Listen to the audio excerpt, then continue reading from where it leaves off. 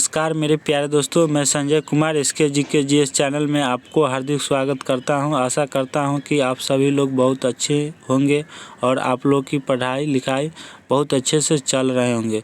दोस्तों, आज हम लोग पढ़ने वाले हैं प्राचीन इतिहास। खान सर का क्लास नोट्स जो है पढ़ाने जा रहा है। प्राचीन इतिहास जो है खान GS रिसर्च सेंटर है ना। प्राचीन इतिहास जो है खान सर का जो न्यू जो अपडेटेड होकर आया है क्लास नोट्स, उसको आज मैं पढ़ाने जा रहा हूँ। तो यह नोट्स जो है सभी एग्जाम के लिए अति महत्वपूर्ण नोट्स है। ये जो है 2024 की एडिशन है, यानी यह जो नोट्स है अपडेटेड है और आने वाले सभी एग्जाम के लिए बहुत ही इम्पोर्टेंट है। तो आज हम इस नोट्स की 13वां पार्ट को पढ़ेंगे, जिसमें हम इस नोट्स में दिए गए बहुत सारे इम्पोर्टेंट टॉपिक को डिस्कस करेंगे और साथ ही इसमें क्वेश्चन बैंक जो है प्रीवियस क्वेश्चन के आधार पर सेट किया गया है। तो मेरे प्यारे दोस्तों, उसको भी डिस्कस करते चलेंगे। तो यह सभी टॉपिक और प्रीवियस क्वेश्चन को आपको आने वाले सभी एग्ज़ाम के लिए बहुत ही इम्पोर्टेंट है, इसलिए इसको हम लोग आज बहुत अच्छे से कंप्लीट करेंगे। इसलिए वीडियो लॉन्ग बनेंगे, तो आप लोग घबराइएगा नहीं, पेशेंस के साथ बने रहिएगा। एक बात और कहना चाहता हूं दोस्तों, मेरे कहना आप मानते हैं तो मैं कहूँगा कि आपको कोई भी एग्ज़ाम है तो इस नोट्स को जो है मेरे प्यारे दोस्तों शुरू से अंत तक ज़रूर से ज़रूर पढ़ कर जाइए, है ना, ताकि आप लोग को कहीं दिक्कत ना हो।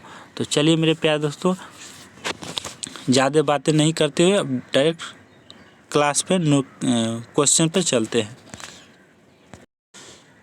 तो क्या मेरे प्यारे दोस्तों, क्या शिलालेख है, लिपि है, स्थान है? तो शिलालेख इसमें दिया हुआ है, इसकी लिपि और स्थान कहाँ पे है? तो पहला है शाहबाजगढ़ी। क्या? शाहबाजगढ़ी। तो ये कहाँ है? शाहबाजगढ़ी। ये जो है इसकी लिपि जो है खरोष्टी है। किस लिपि में लिखा गया? खरोष्टी लिपि में लिखा गया शाहबाजगढ़ी। शिलालेख जो है खरोष्टी लिपि में इसका लिखा गया। और इस कौन सा स्थान पर? तो पेशावर में है। कहाँ पड़ता है? पाकिस्तान में पड़ता है। सेकेंड है मनसेहरा। क्या? मनसेहरा जो है ये मनसेहरा शिलालेख खरोष्टी में लिखी गई है, जो हजारा ज़िला में पड़ता है। ये कहाँ? पाकिस्तान में। हजारा ज़िला पाकिस्तान में। नेक्स्ट 3 है सासाराम। सासाराम जो है शिलालेख ये कहाँ है? कौन सा लिपि में लिखा गया? तो ब्राह्मणी लिपि में लिखा गया सासाराम शिलालेख। और कहाँ पड़ता है? रोहतास जिला में पड़ता है सासाराम अभिलेख, जो बिहार भारत में पड़ता है। नेक्स्ट है 4 नंबर में धौली। क्या है? धौली। धौली जो है शिलालेख ब्राह्मणी शिलालेख है। ब्राह्मणी शिलालेख लिखा गया और कहाँ पड़ता है? पुरी। पुरी कहाँ पड़ता है? उड़ीसा में। 5 नंबर में एरागुड़ी। क्या? एरागुड़ी जो है ब्राह्मणी लिपि में लिखा गया और ये स्थान कहाँ पड़ता है? तो चीतल। क्या? चीतल दुर्ग पड़ता है। चीतल दुर्ग जो मैसूर में पड़ता है। 6 नंबर में है कि पाली कनगुंड। क्या?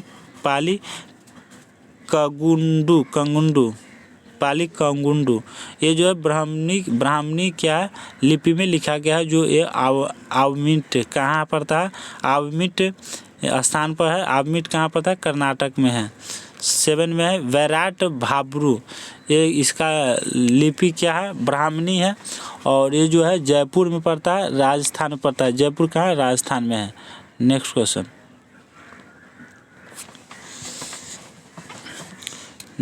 है 7 वैराट भाब्रू ब्राह्मणी जयपुर राजस्थान पड़ता है। 8 नंबर में कलसी ब्राह्मणी देहरादून उत्तरांचल प्रदेश में पड़ता है। कहाँ? उत्तरांचल में पड़ता है, देहरादून में। अगला है गिरिनार। गिरिनार की शिलालेख जो है ब्राह्मणी में लिपि में लिखा गया, जो जूनागढ़ के पास काठियावाड़ गुजरात में पड़ता है। 10 में क्या? धौली जो है शिलालेख वो ब्राह्मणी लिपि में लिखा गया, पुरी में पड़ता है, जो उड़ीसा में है। क्या? सोपारा अभिलेख जो है ब्राह्मणी में लिखी गई है और थाने के पास महाराष्ट्र में पड़ता है। नेक्स्ट क्वेश्चन है जौगढ़, क्या है जौगढ़? ब्राह्मणी लिपि में लिखा गया है, जो गंजाम जिला में पड़ता है, उड़ीसा में। नेक्स्ट है 13 नंबर, 12 बता दिए। 13 रूपनाथ ब्राह्मणी, रूपनाथ जो है अभिलेख वो ब्राह्मणी लिपि में लिखा गया, जो जबलपुर मध्य प्रदेश में पड़ता है। 14 क्या है 14 नंबर एरार, क्या एरार गुडी के एरार गुडी ब्राह्मणी है, क्या इसकी लेखक क्या है? लिपि क्या है? ब्राह्मणी है, जो कुर्नूल क्या आंध्र प्रदेश में पड़ता है, कुर्नूल आंध्र प्रदेश में पड़ता है। तो मेरे प्यारे दोस्तों नेक्स्ट आ जाइए। चलिए नेक्स्ट क्वेश्चन आइए, अशोक के क्या है? अशोक के स्तंभ लेख लघु अभिलेख। नेक्स्ट है आब्रू अभिलेख जो है राजस्थान के भाब्रू अभिलेख में अशोक ने खुद को मगध का सम्राट बताया है। राजस्थान के भाब्रू अभिलेख में अशोक ने खुद को मगध का सम्राट बताया, मगध का क्या बताया? सम्राट बताया है। नेक्स्ट है भाब्रू अभिलेख में इसने बौद्ध धर्म, कौन? अशोक ने बौद्ध धर्म के त्रिरत्न बुद्ध धम्म और संघ का चर्चा है ना, किस में? भाब्रू अभिलेख में, भाब्रू अभिलेख में। नेक्स्ट है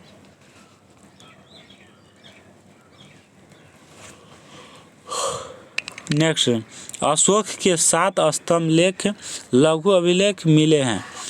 पहला रुमन देई, क्या? रुमन देई अभिलेख, यह अफगानिस्तान के कंधार से मिलता है। कहाँ से? अफगानिस्तान के कंधार से मिलता है, जो अरमाइक लिपि में है। कहाँ है? अरमाइक लिपि में है। यह सबसे छोटा अभिलेख है, यह जो है सबसे छोटा अभिलेख है। यह एकमात्र अभिलेख है जिसमें अशोक ने प्रशासनिक चर्चा न करके आर्थिक क्रियाकलाप की चर्चा की है। नेक्स्ट क्वेश्चन आ जाइए। नेक्स्ट क्वेश्चन है सेकेंड कौशाम्बिक अभिलेख। कौशाम्बिक अभिलेख जो है यूपी में पड़ता है। इसमें अशोक ने अपनी पत्नी, अशोक की पत्नी क्या है? कारूबाकी द्वारा किए गए दान की चर्चा की है, अतः इसे रानी की अभिलेख कहते हैं। क्या रानी की अभिलेख कहते हैं। अकबर ने इसे क्या किया? इलाहाबाद स्थापित कर दिया। इसे रानी अभिलेख भी कहा जाता है। किसको? इसी को रानी अभिलेख भी कहा जाता है। नेक्स्ट क्वेश्चन टोपरा अभिलेख है, हरियाणा में पड़ता है। टोपरा अभिलेख कहाँ है? हरियाणा में पड़ता है, जो फिरोज शाह तुगलक ने इसे दिल्ली के तुगलकाबाद में स्थापित करा दिया। जो है टोपरा अभिलेख हरियाणा में है, जो फिरोज शाह तुगलक ने इसे दिल्ली के मुगलकाबाद में स्थापित कर दिया। नेक्स्ट क्वेश्चन है मेरठ अभिलेख। क्या है मेरे प्यारे दोस्तों? तो मेरठ अभिलेख है। मेरठ अभिलेख कहाँ पड़ता है? तो यूपी में पड़ता है, उत्तर प्रदेश में। कहाँ? यूपी उत्तर प्रदेश में। पहले यह मेरठ में था, फिरोज शाह तुगलक ने इसे दिल्ली के मुगल काल में स्थापित कर दिया। पहले था वहाँ यूपी में ही था, फिरोज शाह में था, लेकिन इसे दिल्ली के मुगल काल में स्थापित कर दिया। ठीक है। नेक्स्ट है रामपुरवा। क्या? रामपुरवा अभिलेख, यह बिहार के चंपारण में है। बिहार के चंपारण में है। इसकी खोज 1872 ईस्वी में कार्लायल ने की थी, है ना। रामपुरवा अभिलेख की यह बिहार के चंपारण में है। इसकी खोज 1872 ईस्वी में हुआ रामपुरवा अभिलेख की, और इसकी कार्लायल ने की थी खोज, है ना। चलिए नेक्स्ट है लौरिया नंदनगढ़। यह बिहार के चंपारण में है। लौरिया अरेराज, यह बिहार के चंपारण में है। नेक्स्ट है सर एक कुन्ना अभिलेख। यह अफगानिस्तान के कंधार से मिला है। कहाँ? अफगानिस्तान के कंधार से मिला है, जो ग्रीक तथा अरमाइक भाषा में है। क्या है? ग्रीक तथा अरमाइक भाषा में है। नेक्स्ट कलिंग अभिलेख में अशोक ने कहा है कि संसार के सभी मानव तेरी संतान पुत्र है। मैं एक माँ की भांति उसके सांसारिक तथा परलौकिक जीवन की कामना करता हूँ, है ना, करता हूँ। अशोक ने कहा है कि जिस प्रकार एक माँ अपने बच्चे को योगाधाम को देखकर निश्चित हो जाती है, उसी प्रकार मैं भी समाज की देखरेख के लिए राजू को नियुक्त किया है। किसको? राजू को नियुक्त किया है। नेक्स्ट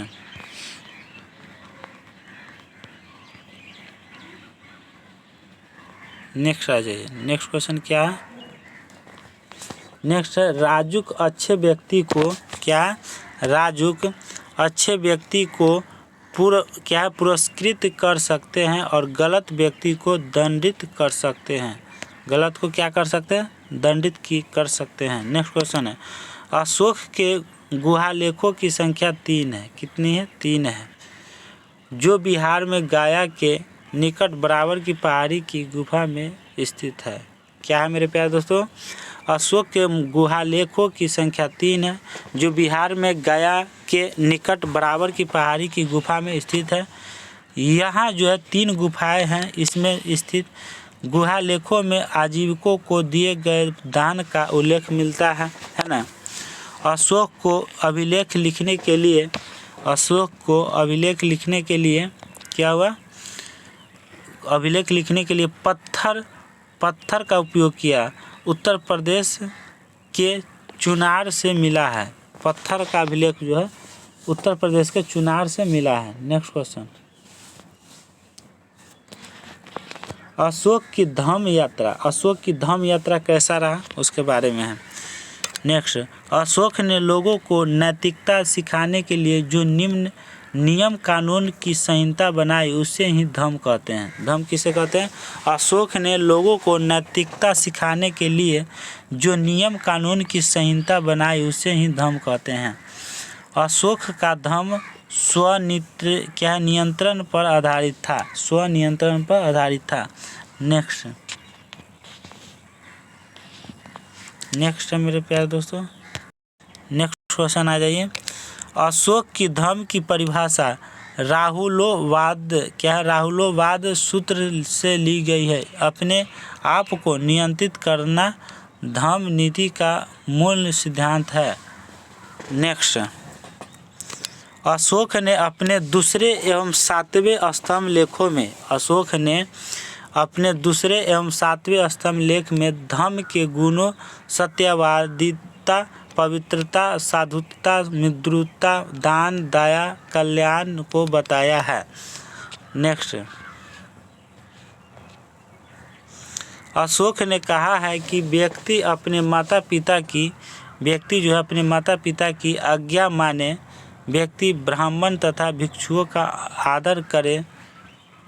नेक्स्ट व्यक्ति जो है दास तथा सेवकों के प्रति उदार रहे और व्यक्ति को जियो और जीने दो का पालन करना चाहिए। नेक्स्ट क्या है? मौर्यकालीन। क्या है मेरे प्यारे दोस्तों? मौर्यकालीन। तो मौर्यकालीन की आर्थिक व्यवस्था कैसा रहा? चलिए स्टार्ट करते हैं। इस समय अर्थव्यवस्था का मुख्य आधार कृषि था। क्या? कृषि था। मौर्यकाल में आर्थिक व्यवस्था कैसा था?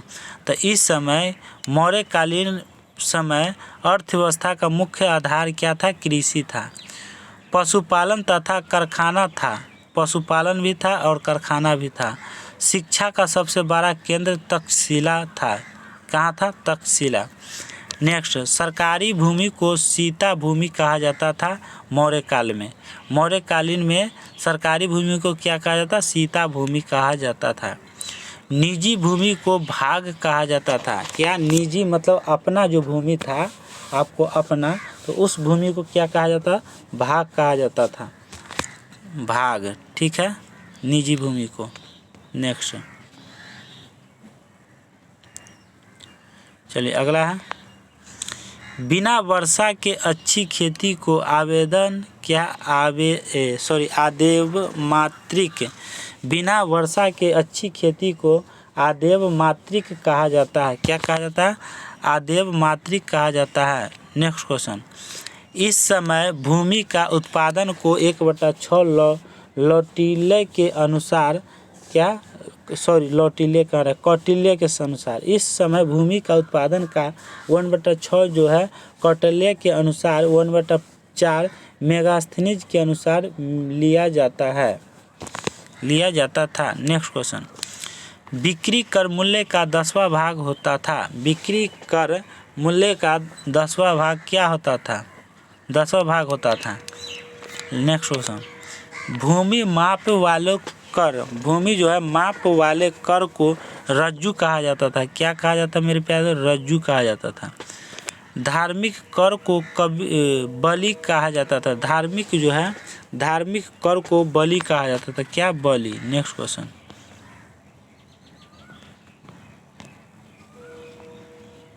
नेक्स्ट मौर्यकालीन हो गया। कहाँ तक है क्या? धार्मिक कर को बलि कहा जाता था। आगे चारागाह कर को विविध कहा जाता था। क्या कहा जाता है? विविध। नेक्स्ट, अकाल के समय कोई कर नहीं लिया जाता था। अकाल के समय जो है कोई कर नहीं लिया जाता था। नेक्स्ट क्वेश्चन, मौर्यकालीन मुद्राएं। मौर्यकालीन जो मुद्राएं हैं उसके बारे में। मौर्य काल के राजकीय मुद्रा पन थी। क्या थी मेरे प्यारे दोस्तों? पन। मौर्य काल के राजकीय मुद्रा पन थी, जो चांदी का सिक्का हुआ करता था। क्या हुआ करता? मौर्य काल में चांदी का सिक्का हुआ करता था। मुद्राओं का परीक्षण करने वाला अधिकारी को रुद्र दर्शक कहते थे। मुद्राओं की परीक्षण करने वाले अधिकारी को क्या कहा जाता था? रुद्र दर्शक कहा जाता था। नेक्स्ट है, इस समय चांदी के मुद्रा को आकर्षण कहा जाता था। चांदी के मुद्रा को क्या कहा जाता था? तो आकर्षण क्या कहा जाता था? चांदी के मुद्रा को कारसापन कहा जाता था। क्या? कारसापन कहा जाता था। नेक्स्ट क्वेश्चन, इस समय क्या? मौर्य काल के समय इस समय होने के सिक्के को क्या? सोने के सिक्के को स्वर्ण एवं निष्क कहा जाता था। स्वर्ण एवं निष्क कहा जाता था। नेक्स्ट क्वेश्चन, तांबे के सिक्के को इस समय मासक कहा जाता था। तांबे के सिक्के को मौर्य काल के समय में मासक या काकनी कहा जाता था। मासक या काकनी। नेक्स्ट क्वेश्चन है मौर्यकालीन संगठन। क्या? मौर्यकालीन संगठन क्या है? पहला श्रेणी, यह शिल्पकारों का संगठन था। यह जो है मौर्यकालीन संगठन था। वो आगे जो है निगम। क्या है? निगम, यह व्यापारियों का संगठन था। निगम कहलाता था। व्यापारियों का संगठन क्या कहलाता? निगम कहलाता था। सार्थवा, यह कारवा या काफिला का संगठन था। कारवा का संगठन क्या कहलाता? सार्थवा कहलाता है। क्या कहलाता? सार्थवा कहलाता है। नेक्स्ट क्वेश्चन, मौर्यकालीन जो है मौर्यकालीन सैन्य व्यवस्था। क्या? सैन्य व्यवस्था। अगला है मौर्यकालीन सैन्य व्यवस्था बहुत ही विशाल थी। कैसा थी मेरे प्यारे दोस्तों? बहुत ही विशाल मतलब बहुत बड़ा। विशाल मतलब बहुत बड़ा होता है ना। तो मौर्यकालीन सैन्य व्यवस्था जो है बहुत ही विशाल थी। इस समय अस्थायी तथा अस्थायी दो प्रकार के सैनिक रहते थे। कौन कौन रहते थे? तो अस्थायी मतलब परमानेंट, अस्थायी मतलब इनपरमानेंट, दो प्रकार के सैनिक रहते थे, है ना। रुद्र क्षेत्र में सेना का नेतृत्व करने वाला अधिकारी नायक होता था। क्या कहलाता था? नायक होता था। नेक्स्ट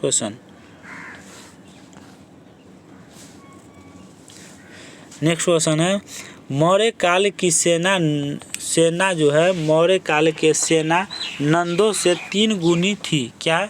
3 गुनी थी। अगला है कौटिल्य ने सेना को 3 श्रेणियों में बांटा था। कौटिल्य ने सेना को 3 श्रेणियों में बांटा था। पहला था पुश्तैनी सेना, पुश्तैनी मतलब पुराने, और दूसरा है भाटक सेना, तीसरा है नगर पालिका सेना। तीन श्रेणी में बांट दिया गया था। तो चलिए समझाते हैं तीनों को। क्या है? जस्टिस ने कहा है कि मौर्य काल की सेना डाकुओं का एक गिरोह था। मौर्यकालीन सेना जो था वो डाकुओं का एक गिरोह था। आगे है मेगास्थनीज के अनुसार सेना का रख रखाव 6 समितियों जिसमें प्रत्येक में 5 सदस्य होते थे उसके द्वारा किया जाता था। उसके द्वारा क्या किया जाता था। नेक्स्ट क्वेश्चन, क्या प्रशासनिक व्यवस्था? क्या प्रशासनिक व्यवस्था है? मौर्यकालीन प्रशासन एक केंद्रीयकृत शासन था। राजा को सलाह देने के लिए मंत्री परिषद होते थे। राजा को सलाह देने के लिए क्या होते थे? मंत्री परिषद होते थे। नेक्स्ट, उच्च अधिकारियों को तीर्थ या महामात्रा, क्या महामात्रा कहा जाता था? क्या कहा जाता था? महामात्रा कहा जाता था। इनकी संख्या 18 थी। महामात्रा की संख्या कितनी थी? 18 थी। जासूसों के लिए चर शब्द का प्रयोग हुआ था।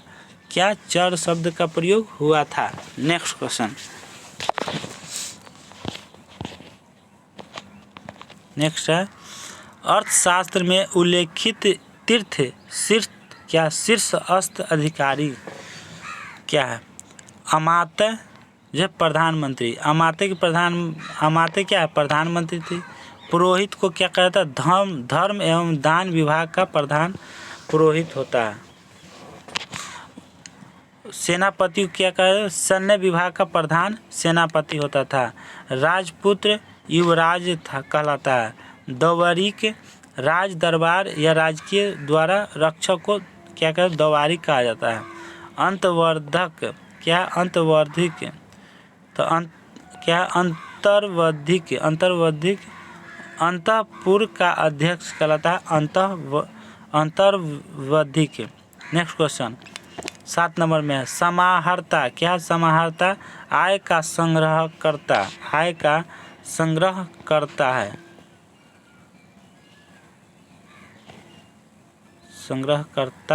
है। नेक्स्ट अगला 8 नंबर सन्निधारा। क्या? सन्निधारा राजकीय कोष का अध्ययन कहलाता है। क्या? प्रशासता। क्या? प्रशासता कारागार का अध्यक्ष है। प्रदेशिष्ट है। प्रदेशिष्ट जो है कमिश्नर में कहलाता है। कमिश्नर कहलाता है। 11 पौर नगर का कोतवाल कहा जाता है। पौर क्या कहते हैं? नगर का कोतवाल कहा जाता था। नेक्स्ट क्वेश्चन 12 नंबर में व्यवहारिक प्रमुख न्यायाधीश। व्यवहारिक मतलब प्रमुख न्यायाधीश कहलाता है। नेक्स्ट क्वेश्चन 13 नंबर नायक नगर रक्षा का अध्यक्ष नगर कहलाता है। कर्मांतिक। क्या? कर्मांतिक उद्योगों और कारखानों का अध्यक्ष क्या कहलाता था? कर्मांतिक कहलाता था। अगला है मंत्रिपरिषद अध्यक्ष होता था। मंत्रिपरिषद क्या होता था? अध्यक्ष होता था वहाँ का। नेक्स्ट क्वेश्चन दंडपाल सैन्य सामग्री एकत्रित करने वाला दंडपाल कहलाता था। दुर्गापाल राजकीय दुर्ग रक्षक था। राजकीय दुर्ग रक्षक क्या कहलाता था? दुर्गापाल कहलाता। अंतपाल मतलब सीमावर्ती दुर्ग का अध्यक्ष। क्या? अंतपाल मतलब सीमावर्ती दुर्ग का क्या है? दुर्ग का रक्षक कहलाता है। नेक्स्ट आ जाइए। क्या? मुख्यमंत्री और पुरोहित की नियुक्ति के पहले इनके चित्र को जांचा परखा जाता था। मुख्यमंत्री और पुरोहित की नियुक्ति के पहले क्या किया जाता था? तो इनके चरित्र को जांचा या परखा जाता था। उसे ही उपधा परीक्षण कहते हैं। क्या? उपधा परीक्षण कहा जाता है। नेक्स्ट क्वेश्चन मेरे प्यारे दोस्तों, चलिए यहाँ से स्टार्ट करते हैं। प्रशासनिक अधिकारी की अध्यक्ष कहा जाता था। इनकी संख्या कितना थी? 26 थी। पहला है शीताध्यक्ष, कृषि विभाग को शीताध्यक्ष कहा जाता है। और आकाराध्यक्ष खनन विभाग को कहा जाता है। और लक्ष्मणाध्यक्ष मुद्रा विभाग को कहा जाता है। राक्षिण पुलिस विभाग को कहा जाता है। धर्मस्थली दीवानी न्यायालय को कहा जाता है। क्या कहा जाता है? धर्मस्थली दीवानी न्यायालय को कहा जाता है। कंटक सौध फौजदारी न्यायालय को कहा जाता है। गुड पुरुष जो है गुप्तचर को कहा जाता है। संस्था अस्थायी गुप्तचर को कहा जाता है। संचार चलायमान गुप्तचर को कहा जाता है। और आंतरिक जंगल का अधिकारी कहलाता है। और संहारता टैक्स या कर को कहा जाता है। और सनिधाता कोषाध्यक्ष को कहा जाता है। सनिधाता कोषाध्यक्ष को कहा जाता है। नेक्स्ट,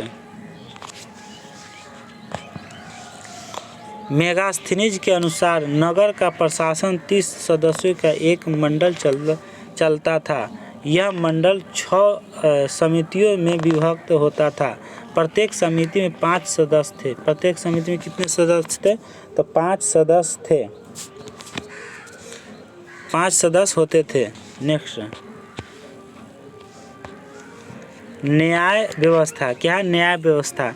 मौर्य काल में सम्राट सर्वोच्च न्यायालय तथा अंतिम न्यायालय तथा न्यायाधीश था। ग्राम सभा सबसे छोटा न्यायालय कहलाता था। क्या कहलाता था? ग्राम सभा सबसे छोटा न्यायालय था, जहां वृद्ध जन अपने निर्णय लेते थे। क्या? वृद्ध जन जो है अपने निर्णय लेते थे। आगे, सर्वोच्च न्यायालय राजधानी में स्थित होता था। सर्वोच्च न्यायालय जो है राजधानी में स्थित होता था। अगला है, मुख्य न्यायाधीश को धर्माधिकारी कहा जाता था। क्या? धर्माधिकारी पहले बोला जाता था। नेक्स्ट,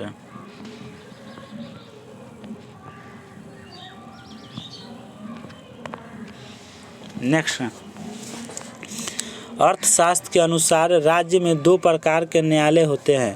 पहला है धर्मस्थलीय दीवानी और दूसरा कंटक शोधन फौजदारी। इसके द्वारा दीवानी तथा विवाह संबंधित विवादों का निपटारा किया जाता है। कंटक शोधन में फौजदारी, इसके द्वारा फौजदारी तथा मारपीट जैसे समस्या का निपटारा होता है। नेक्स्ट है अशोक के काल में जनपदीय न्यायालय। क्या है? अशोक के काल में जनपदीय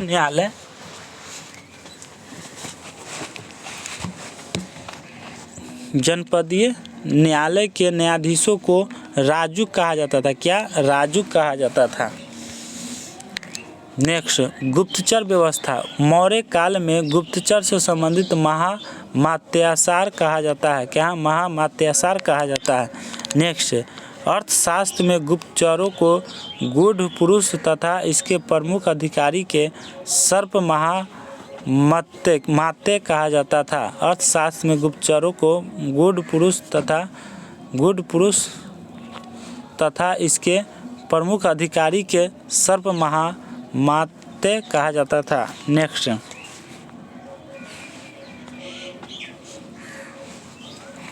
संचार। इसमें जो व्यक्ति जगह जगह जाकर गुप्तचरी करता था उसे संचार कहा जाता है। संस्था।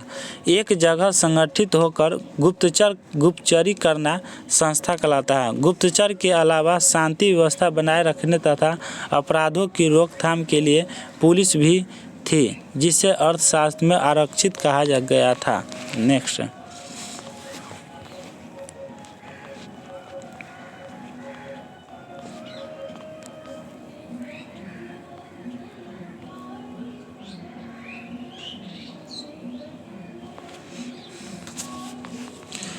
मौर्यकालीन वास्तुकला। मौर्य काल में लकड़ी के भवन हुआ करते थे। किसका? लकड़ी के भवन हुआ करते थे, जो वर्तमान पटना के कुम्हार से मिले हैं।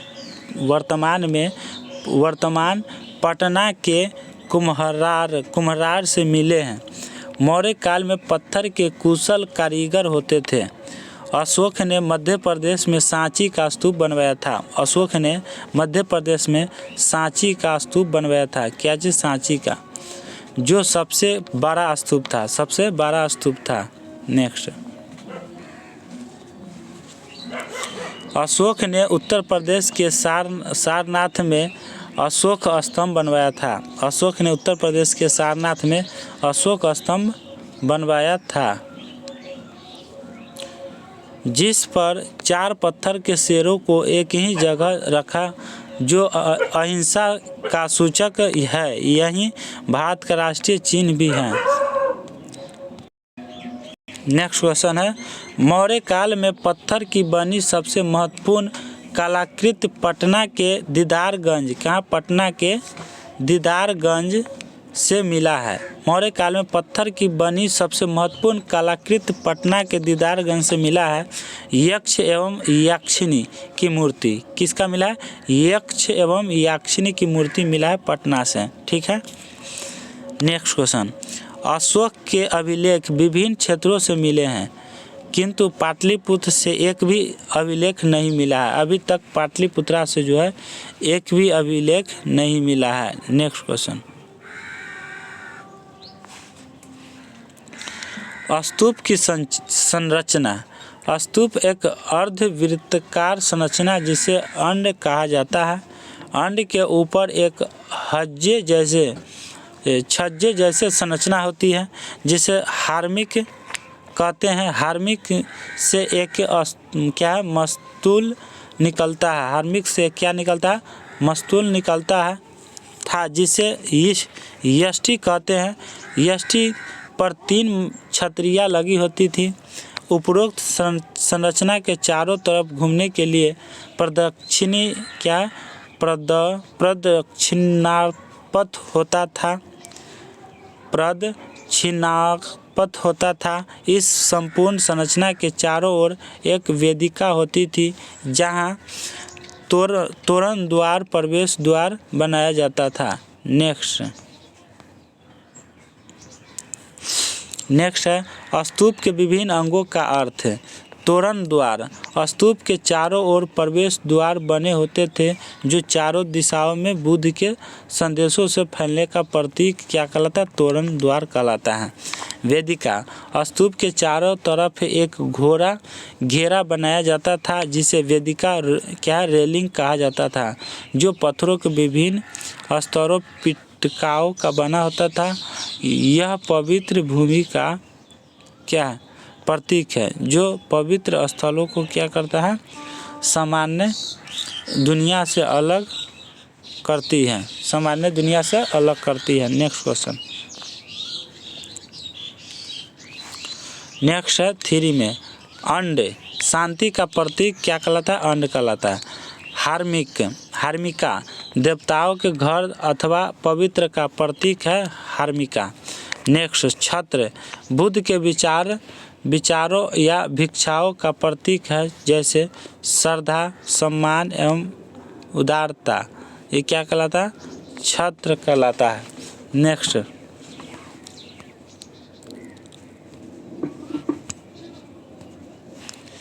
अशोक ने बौद्ध क्या? सामाजिक जीवन।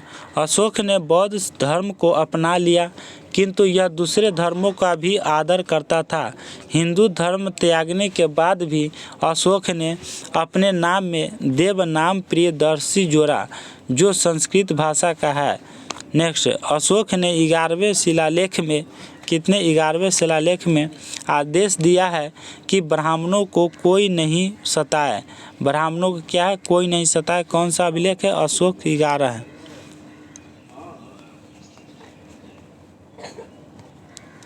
नेक्स्ट क्वेश्चन क्या है मेरे प्यारे दोस्तों?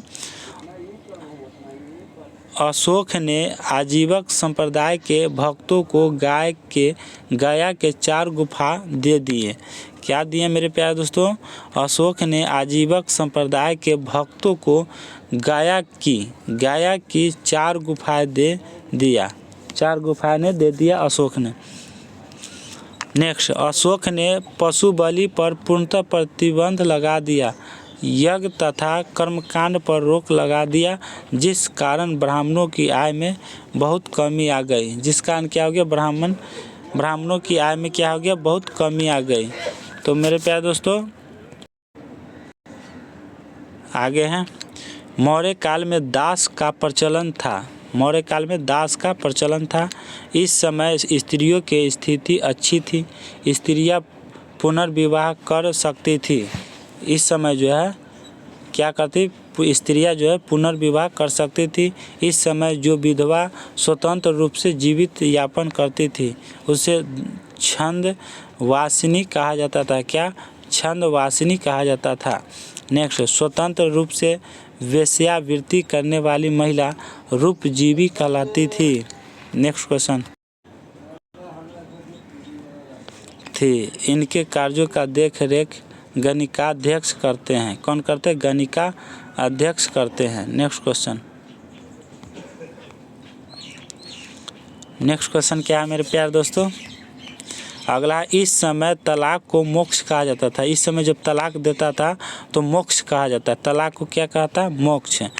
इस वंश में प्रथम बार लोगों के जन्म एवं मृत्यु का पंजीयन किया गया था। लोगों का जन्म एवं मृत्यु का क्या किया गया था, पंजीयन किया गया था।